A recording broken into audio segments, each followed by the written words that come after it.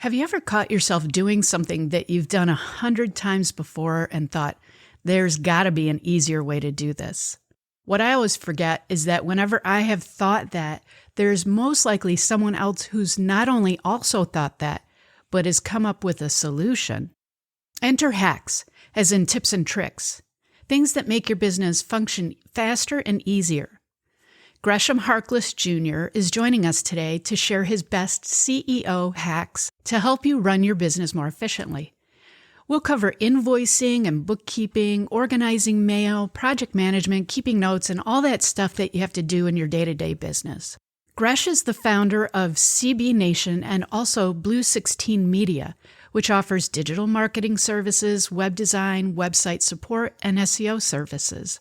Gresh is a proud graduate of Howard University and Georgetown University and has won multiple awards. He has recorded over 1,600 episodes of the I Am CEO podcast and authored the I Am CEO Handbook Volume 3, in which he shares 100 plus business lessons he has learned during his podcasting career. So sit back in your chair or get your walking shoes on as we dive into these super helpful nuggets. Here we go. Welcome to the Web Pro Savvy Podcast. This is your host, Kathy Servatka. S as in Sam, I-R, V as in Victor, A-T-K-A.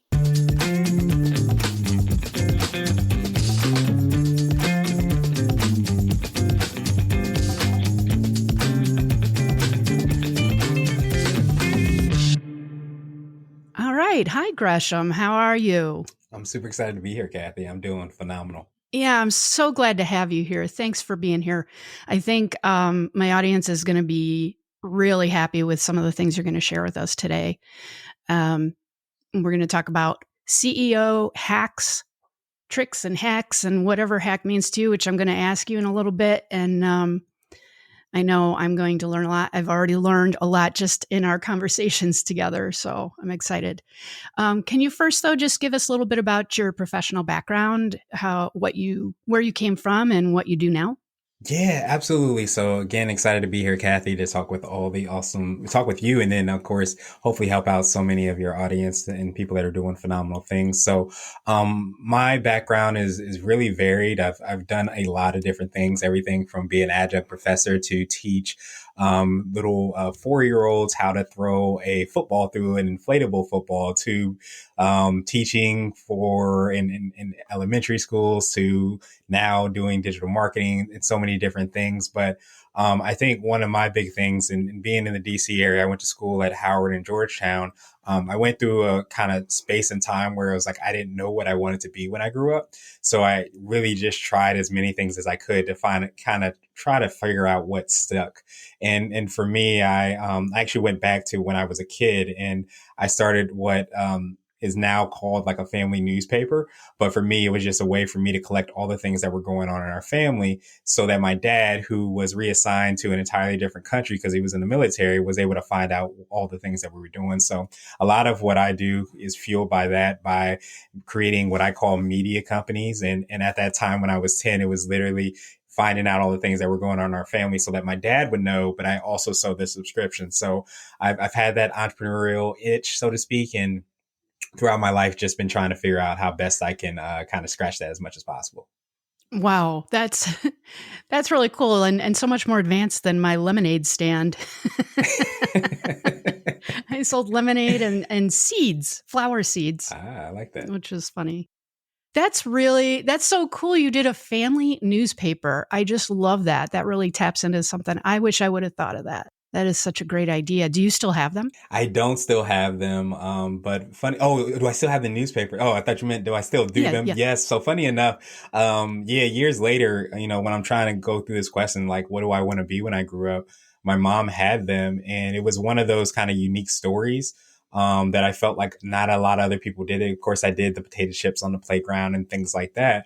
Even went to MJ Designs and created beads, got beads to create necklaces and things like that. But I felt like this was kind of a unique story where I didn't meet a lot of people that had done that. So yeah, I had about 2 years worth that my mom had kept. So now I have them all digitally, that I can always kind of leaf through. So, Yeah, one of them, my grandma had a squirrel get in her house, so that was like a leading story. So all those kind of fun family things that I can add in. That was the leading Yes. story. I love that. That's awesome. Oh my gosh, I love that. Yeah. I majored in photojournalism, so I got a little bit of that journalism thing in me. So I Yes. just really love that. Well, that's really cool. So today you are CEO. You run. You have a couple podcasts. You got a couple businesses. You're really out there. You talk to CEOs every day. You said. Yeah, absolutely. We're here today because you have talked about CEO hacks that you come up with and that you've come up with through your whole experience, your business and life experience. So, how do you define a hack, first of all? Yeah, absolutely. So I could consider a CEO hack to be an app, a book, or even a habit that someone has that make them more effective and efficient. And I think those things are beautiful and perfect. Sometimes when they stand alone, but I think it goes to an entirely different level when you're able to implement that hack into your business, your organization, or even your life at that. So I think when we have and hear about morning routines, they sound really cool.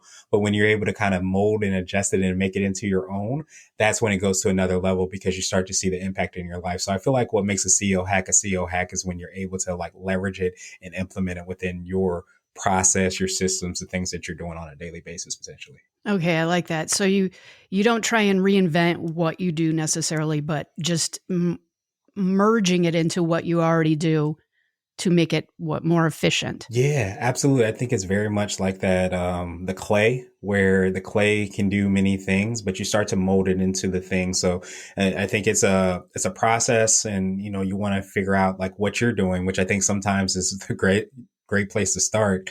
And then you start to say, okay, how can I take some of those principles or some of those things or some of that technology and implement it into what I'm already doing?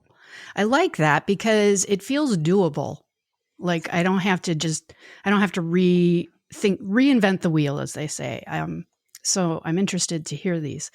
So what areas do you think that freelancers or small business owners tend to struggle the most with efficiency? Maybe, could really benefit from some hacks. Yeah, I think one of the big things to kind of keep in mind, and I often say the systems will set you free because I think a lot of times freelancers are really, creative and they do a lot of things. It could be graphic design or, building website, whatever it might be that is your freelance gig or the thing that you're doing on a regular basis.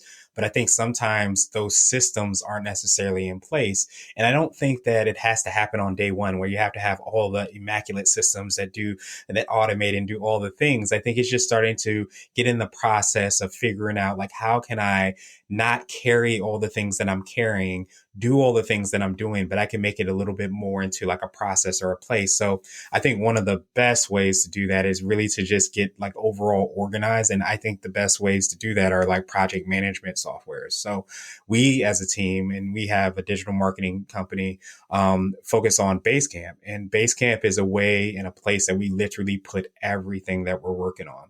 So anytime we go and, we have a new client, we know that we're going to send an invoice. We know that we're going to send the contract. Literally all of those steps are outlined in Basecamp. And again, it's something that we're constantly improving. But I think the idea is that when you're doing it yourself, you want to have those processes in place, but also you're thinking like when I want to maybe get an assistant, or maybe I want to hand things off, or I want to have somebody that's interning with me, whatever it is, it's in one place. So I think you start to create that process.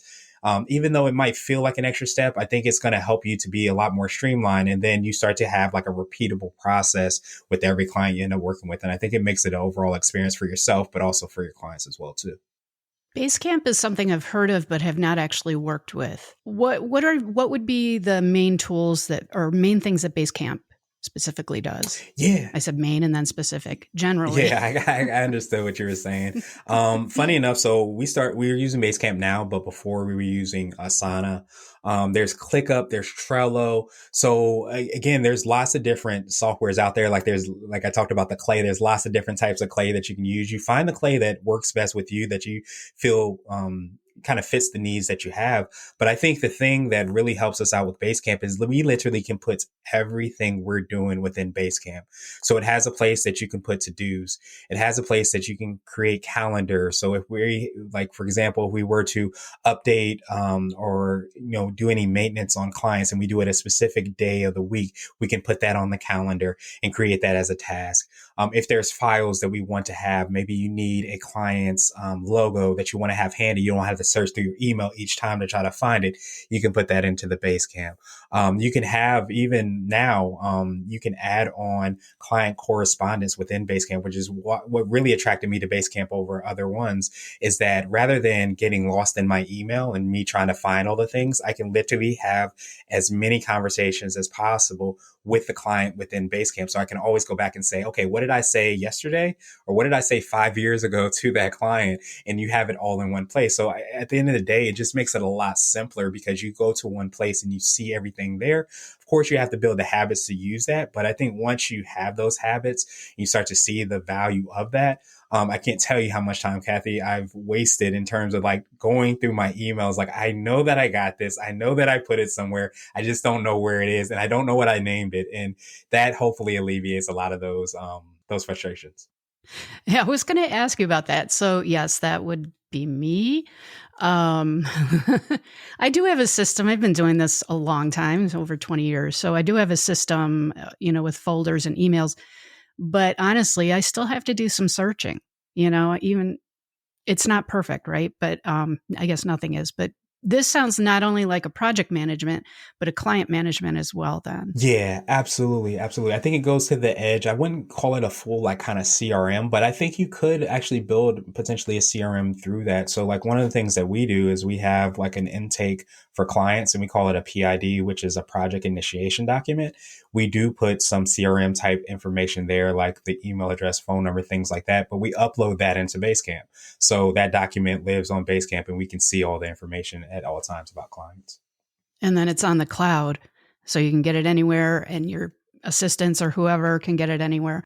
That I think is huge. I think right there, that is a golden nugget because for web designers, I mean, that's it, right? We're project oriented, we're client oriented. So I think that's a really good idea.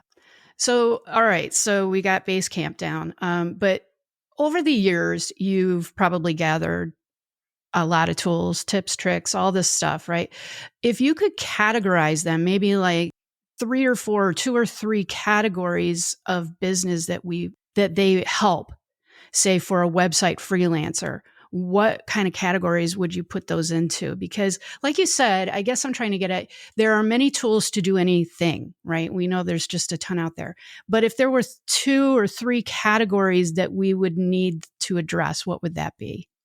I think that's a great question. And I feel like we covered one of those things, which is kind of like that project management piece, which you spoke to. And I think there's lots of different tools that you can do. Like I mentioned, we started with Asana. There's ClickUp that does a lot of automations. There's Trello. I think you find the kind of like a pair of shoes, you find the shoes that, work or fit on best for you and you feel like you can function with and walk around with, or even run if that's even, your thing. But I think after that, one of the big, like impactful things for me has been probably around scheduling. I can't say like how impactful it has been to be able to share a link and say, is there a good time for you? If it's easier, here's my link. And when you have clients that are potentially traveling or even in different time zones, I am probably the worst assistant to myself at trying to schedule things because I will be the person that shows up an hour late, an hour early, or potentially even the next day saying, oh, are we meeting today? And I think this alleviates that because what it does, and I think even with Basecamp, it allows me to make sure that I'm a lot more focus on the smaller things that I can do. So I just know that things are in Basecamp. So I just go to Basecamp to find the things rather than trying to figure out, oh, do I have a meeting today? It's on my calendar. So I just check my calendar to see what's happening on a regular basis. So I feel like it's taken a lot of off my shoulders to be able to say, okay, these are the things that I need to do. These are the things that I need to lean on and then just kind of go from there. So I would say like scheduling links have been huge in terms of like hopefully narrowing down and keeping my schedule in alignment and something that I can execute on. But I think also too, just like the lack of back and forth with emails, because I'm really big on trying to get, further and farther away from the email box and all the things that can happen there. One really, really cool thing that I think we've implemented as a team, but I feel like I wish I had done it so much sooner. I think if I was even just doing things solely myself, is I have a ticket system. So we do a lot of support and maintenance. That's kind of like one of our main things that we do. So we have clients that will send emails, and those emails will literally go everywhere. I've seen them through Facebook message. I've seen them through my email address. I see them sometimes in different social media platforms. So what we try to do is try to standardize even for clients, like how they can contact us. So we use a ticket system, and we use Freshdesk. There's a lot of other tools out there, just like the project management software. But what this does is, I think, especially if you're doing any support or maintenance, and honestly, if you have, clients that you work with on a regular basis, I think it helps out as far as like streamlining that conversation, because once they send an email, they get a email back to say we received your email, and they even get a ticket number. Now we take that ticket number, we put it into Basecamp as a task and do those things, just so again, it's all in one place. But I think the big part of what it does is it creates an expectation. So it says, hey, we received your email. We will complete it in 24 to 48 hours. And usually we have that that expectation that's communicated right when that's sent. But I think too, so many times clients will send stuff or think that they send stuff. And often you can say, okay, did you get an email back? Did you see something back? Then sometimes it may have went to the wrong email address, may have went to spam, whatever might happen. But you start to kind of create that expectation for clients that, okay, once I get an email, I know that it's received and somebody will get back to me. So I think that's been a huge thing, because it allows, again, those things to be in a place so that it's not constantly everywhere in social media platforms in every different way they can connect with you. And so one of the things that I try to do too, especially for clients that we work with, even if I'm having a call with a client, I will literally put that either in Basecamp, or I'll put it as a ticket if it's a lot quicker of an update, so that it creates that expectation and creates that same line of communication. So even on my side, I try to make sure that I do that. But those are probably three, at least, parts that I think have been really impactful. But I can go on and on and on, Kathy. Just let me know whatever works best. Okay, so I was trying to keep notes here to keep up with you. So Basecamp with scheduling links. No, Basecamp doesn't do scheduling links. So I use and I didn't mention, I use Acuity for scheduling links, but Calendly is another option as well too. But scheduling links, I would probably consider like to be one of those other categories outside of project management. Yeah, Calendly is probably the one I see the most. I use an old one, Time Trade, which is fine. It's free. The tickets part is so amazingly cool, and I don't know why I didn't know about this. I've been doing this a long time. I am one of those people that's kind of caught in the email situation where, and then sometimes a client will be like, did you get my email? I wasn't sure if it bounced, that kind of thing. And there's a whole lot of trouble that can come, that can get missed in emails. So I really love this concept of the ticket system. Yeah. You know what the really cool thing is when you have that client that uses their same email, or you can even merge emails. I have clients that also send emails from other emails, which even make it even a little bit more funner, if that's a word, is you can merge and you can create a profile for each of the people. So the different emails, different phone numbers can all be documented. So like I'll merge contacts, basically. If I get an email from someplace else, I'll merge it to an existing contact. So I can go through and see like, okay, like I had a client actually, I want to say probably about a month or so ago, said, hey, do you have that PowerPoint we sent for you to update? Because we take their PowerPoint and make it into a slider on the site. And it was literally like 4 years ago. And luckily, I was able to go through because it's all in that ticket system. And of course, I would most of the time say, hey, I don't think I could find that. But I was like, actually, because we have this in place, I probably can find it. And so we did that and, end up helping a client out in a way sometimes that they don't expect. Wow. That is really cool. Now, I might be able to do that in my emails because I don't delete anything. Yeah. Which is probably why my computer's slowing down. Again, your hack would save me a lot of grief, probably. I love that. I love that idea.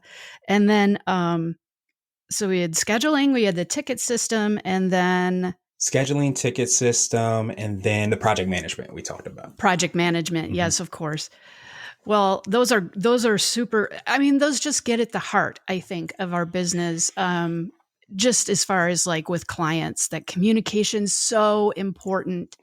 Man, one false move and things can go really awry. And I've seen it happen. It's just not good. There's a lot of cleanup. There's a lot of extra work that can come from that. Mm-hmm. So, and then project management, of course, is like the heart of what we do. So what for you, is the one hack that you have used in your business? And you talked about Basecamp. That's probably the answer to that question. Okay. So let's maybe another one that you use in your business that you're like, oh, why didn't I do this sooner? This is so great. Yeah, so I would probably say Basecamp and definitely Acuity have been my two that have been the hugest, I'm making up words over here, time savers that there are out there. But if there is one, like I also consider a hack to sometimes be a book or something that you can kind of lean on that can make you more effective and efficient. I think one of the books that I would recommend to freelancers, non-freelancers, everybody is if you haven't heard of the book called The E-Myth. It's an absolute game changer because I think so many times, and this is, I think speaks directly to freelancers, is because you're usually really great at the thing that you're doing, whether it's graphic design, whether it's editing podcasts or whatever it is that's your thing, you're probably really great at that, but we're sometimes not as great about the other business parts of it. So I consider it a hack because I think if you go through and listen to it and read it, it can be really transformational because I think most of the time when we get into business, and that's what the book starts out, it starts with the parable. And I believe the young lady is a baker. She's really great at baking. And someone says, hey, maybe you should start a business doing that. And it's like, okay, let me start a business doing that. And you realize you're doing all the things outside of baking to grow the business. So I think it's a really great aha moment for people to really understand when they're doing freelancing or even deciding that they want to scale up, of what things that they're going to have to focus on, and they get to make that decision related to that. But I think it's been one of the biggest and most transformational books that I would definitely consider to be maybe, if not my number one, maybe my number three, CEO hack that I would lean on. I have read that book, although I need to go back and read it again. I had a business coach who suggested it to me. And I remember that bakery story. Yes. And it rung so true for me. And I know the freelancers that are listening right now if you read this book, it's going to be an aha thing for you, because most of us got into this business because we like to do web design. Right. We know web design, web development. We love it. We do it. But all the other things that are involved in running a business, you have to kind of, if not love them, you got to like them too, because it's a huge part, right? It's the non-billable stuff that you have to do. So you're not even getting paid for it. So you do really need to, be aware of that and be able to learn how to do it. So I really love these hack ideas are to help us do those things that we need to do, those businessy things, or just efficiency things, to make our business run more smoothly so that we can do the other stuff that we want to do, which is the design and the development and even working with the clients directly. So I love that idea, the E-Myth.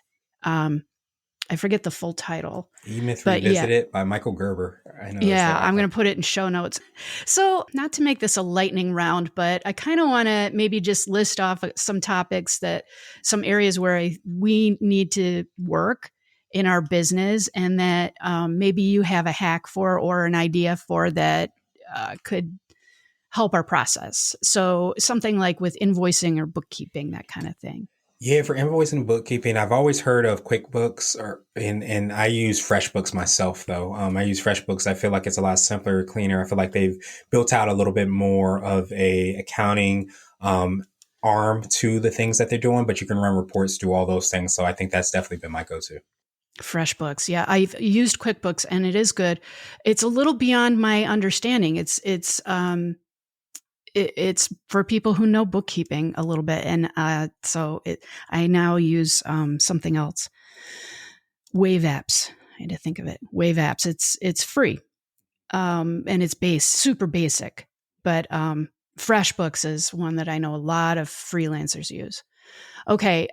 Well, organizing email was one I was going to ask you about, but we really kind of talked about that. So what do you do in your inbox? You still get email, right? Yeah, so I don't delete emails. I'm very I'm a digital pack rat, I will say, and but I do try to make sure that I remove it out of my inbox. So all that means is I just try to archive as much as possible in my email box. So like I literally have those systems in place. If I get something from a client in my email, I forward it over the fresh desk so that it can be taken care of there. So I try to just make sure that really what's only in my email is honestly usually just prospects. And there's different tools that I could use that I need to probably lean more on to make that happen for like CRM and things like that.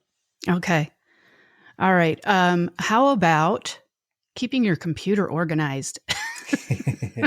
Not that I have an issue with that. I don't know that I have a really great, system for that. One of the things that I do really try to do though, is I will put anything that I don't think that I need on my desktop.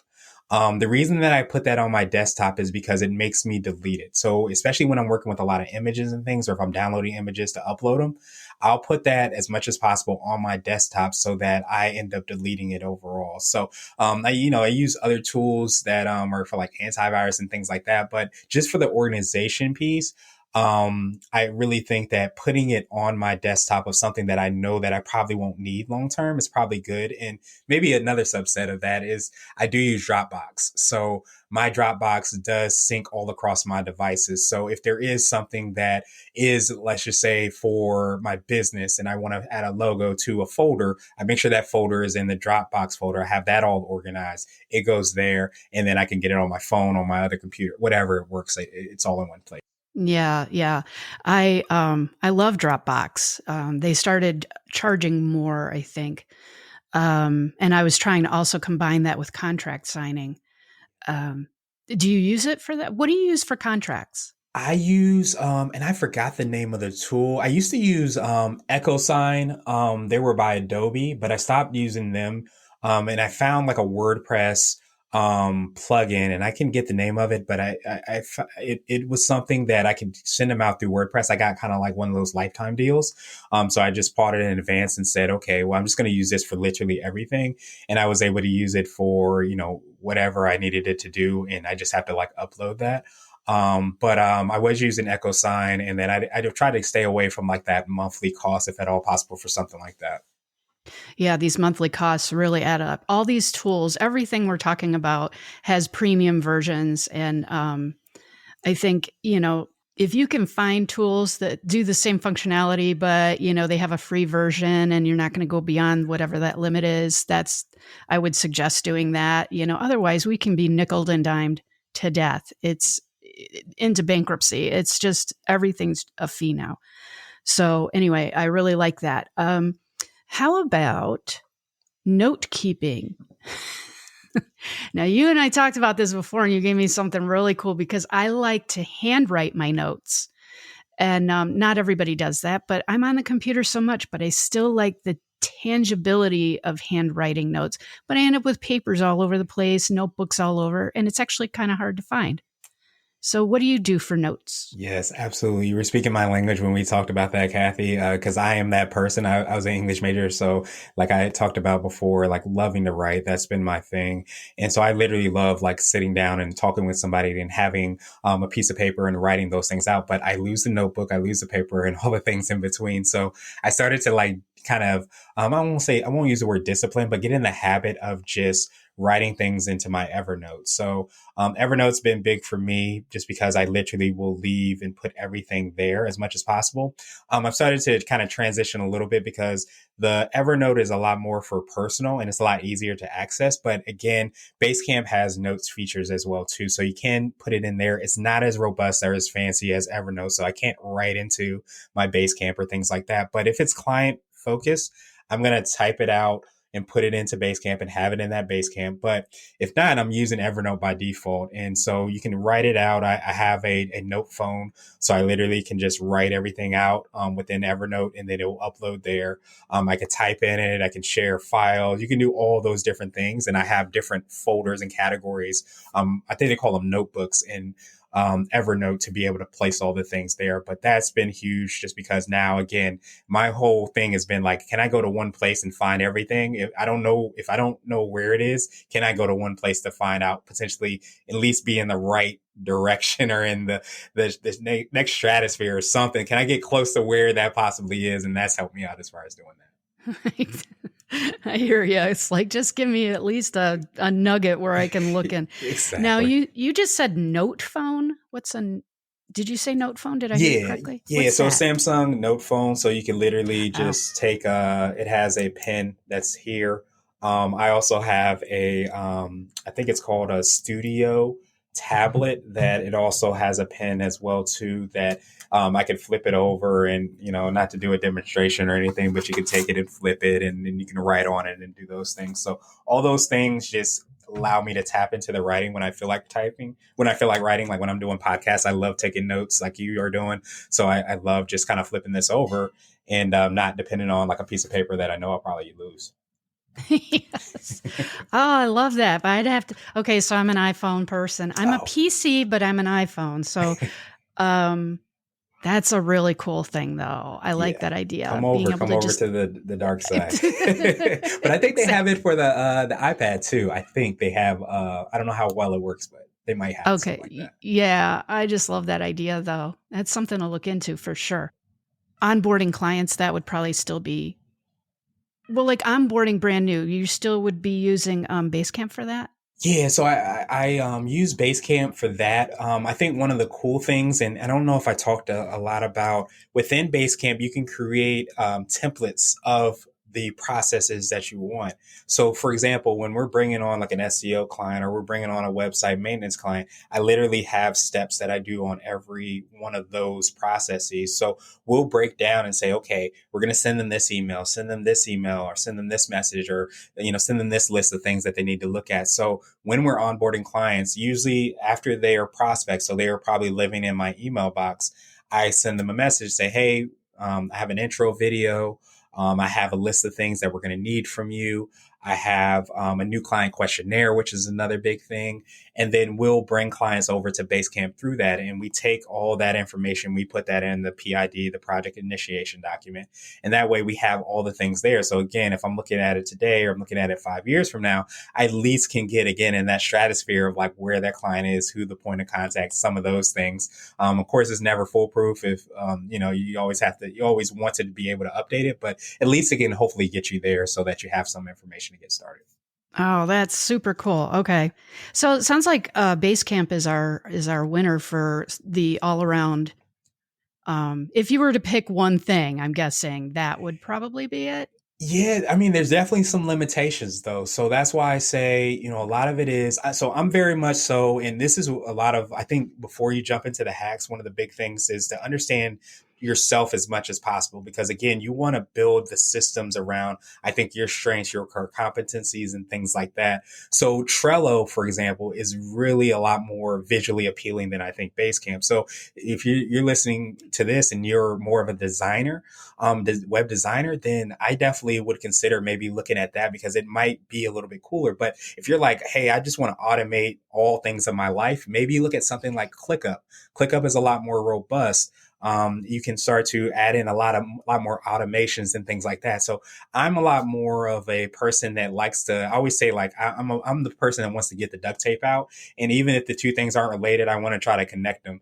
And I'm that person. I want to build out those things. And sometimes that works good. Sometimes it doesn't. Most of the time, probably it doesn't. But at the end of the day, I know myself and I know where I lean. So that's where Basecamp provides some of those things. It doesn't provide all those things, but it has the opportunity for me to kind of build those out.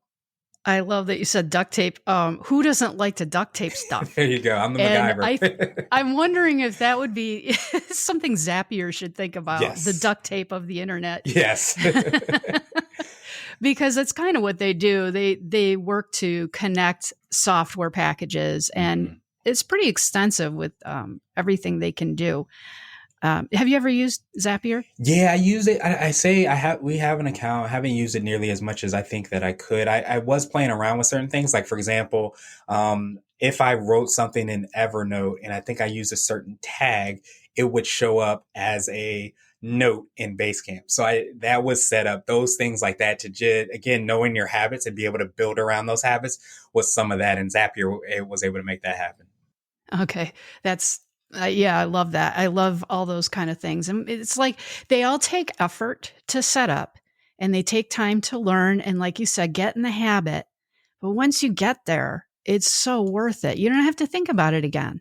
It's, like you said, your note shows up in all these places. You just get used to that. You move on. You can do the things you need to do. I really like that a lot. So procrastination, and we're kind of shifting gears here. Procrastination and time management and task management. Do you do anything for yourself with regard to that? Or are you pretty disciplined in what you do? I would say I'm fairly disciplined, and I always hesitate as far as saying the word discipline because I feel like I read this book and I've heard about it so many times, but I actually sat down and read it a week or so ago. Was Atomic Habits, and it was really powerful for me because a lot of it was kind of a lot of what we're talking about is not trying to you're trying to create habits for yourself. You're not trying to create the discipline. The more you have to use your energy to do something, the less likely you are to do it. So what you try to do is just try to create those habits and start to build upon those habits. And I think it even talked about if you want to implement something, try to do it for just 2 minutes. And you do it for 2 minutes every day. And then the next day, maybe you do 3, or you start to build and grow from that. So I feel like I've benefited from doing things, realizing that if it's not going to be the way that's going to be beneficial for me or in my strength, it's probably not going to get done. So I think that's helped out a lot. But I think the other thing is sometimes just getting, when you do have to use your willpower, because I feel like that does happen to some degree, realizing how you can kind of work around that. So if there's things that need to get done that I'm dreading, probably do them a little bit earlier in the morning, because the further they get off on the day, I'm probably less likely to do them. So I try to spend my first 2 hours just working on those things that sometimes are most impactful, but sometimes things that I dread as well too. So that's been really huge as far as helping out with the procrastination. But then, like we spoke to, it's just like literally putting those things out into wherever you need them to be. So whether it's writing them as notes, Evernote, I use Todoist as well too. Literally putting as many things as possible that I need to get done in a place so I can see first and foremost what I need to do. But secondly, if I get into the end of the day, if I have 50 things on my to-do list and I'm like, I'm going to finish all these, and I get 5 of those things done, I'm like, okay, well, these need to be pushed off because I'm asking too much of myself, which I kind of run into a lot. So I start to kind of like self manage and maybe self regulate myself a little bit more. So I know that, okay, if I get 5 things done in a day, then that's a really, really good day. So it starts to become, okay, let me take these other 45 things and let me spread them around to when they're actually important, or, just things, whatever it might be. So you start to figure out those things. And, one other big thing too is we all have habits. And I think this is spoken a lot about in Atomic Habits, is where what you really want to do is to find out what your habits are and try to stack those habits. So all that means is that if you literally do something like brush your teeth on a daily basis, maybe you're listening to a phenomenal podcast like this podcast while you're listening to that. So it gives you the opportunity of something you're already doing to start to say, okay, I want to build my skills a little bit more. So let me listen to this podcast. So it's just figuring out what you're doing and then starting to build about, you build your habits to understand like where you want to go and working backwards from there. Yeah, that goes along with what you said before, not reinventing the wheel, but just figuring out how you are, knowing yourself really, first off, and how you like to do things, and then finding things that can help do it in a way that's more natural to you, maybe. That doesn't feel like drudgery. Yes. Right. And I love the idea of stacking, like brushing your teeth, listen to a podcast. That's, or I go for a walk, listen to a podcast, that kind of thing. Where you can get, well, it's just efficiency. It comes back to that word efficiency, really, with your time. Something I'd wanted to ask you, and this is going back a little bit. what do you think of chat bots? This is kind of an out there question, but it just popped into my mind when we were talking about Freshdesk. And wait, was it Freshdesk? Yeah, Freshdesk. Okay. So when we were talking about Freshdesk and having tickets, I know a lot of people ask about chatbots, and I've always steered clear of them because I personally find them a bit annoying and not so helpful. Have you ever tried them? What do you think? What are your thoughts? Yeah, I'm in the process, funny enough, of testing out kind of chatbots as well too. So like I've been able to do like I have a daily podcast, and one of the questions I asked is everybody for their CEO hacks. So we had 1,600 episodes, and what I wanted to do was take that information of all the CEO hacks and start to compile them. So I started to look at different ways that I can, get that information out there. So of course, you can literally list out all the different hacks that everybody talked about on everyday basis. But then I started to actually upload a lot of that information to Chatbuzz to kind of see like how that interaction would go. And I think that, I'm not an expert as far as training chatbots or anything, but I know just from what I've seen, there's definitely some room for improvement. But I really like the concept and idea of that because I think that I think one of the ways that we kind of don't really give opportunity to certain things is that we always are in the sense of comparing. So what I mean by that is that if we compare having the conversation that we're having with having the conversation with a chatbot, then I think the chatbot's not going to do the things that we want it to do. But if we say that, okay, I have to sleep, I have to eat, I have to do whatever it is that I have to do, and then there could be a chatbot in place until then I think that sets that expectation. And I think also too, that expectation is for us, but it's also for the other person as well too. So if somebody's coming to your site, I think having that transparency to say, oh, this is an AI chatbot that you're chatting with allows people to make that decision if they want to have that conversation or not. So I think that's really, what helps out a lot. But I think that obviously is a way to go. But I think with all this aggregation of information to be able to even just internally, like even if we didn't post that chatbot, but if I can literally go to that chatbot and said, hey, what did I talk about in episode number 1061? And it can tell me that's huge. So even if you use it internally of saying like, you know, what did I do? What did I do last week or last year for that client? Or like I talked about, where is that PowerPoint that I was looking for? All those things, if you could start to aggregate that information, I think it's just going to make us more effective and efficient so that we can spend the time on actually engaging, creating relationships, the things that those chatbots can't do as well. That sounds like a job for a virtual assistant. Yes, that aggregating of all that information, but because it could be huge, but I could also see the huge benefit of it as well. Well, maybe I'll revisit it, especially with AI being integrated into everything now. They may even be more helpful and they can be taught. So that it, could be something, maybe connect it to your Freshdesk tickets, who knows. Gresham, this has been an awesome conversation, and I have learned a lot. I know my audience has learned a lot. So I just really appreciate your being here, and just want to thank you again. Thank you. I appreciate you, Kathy. That. Sweet pea. Okay, and then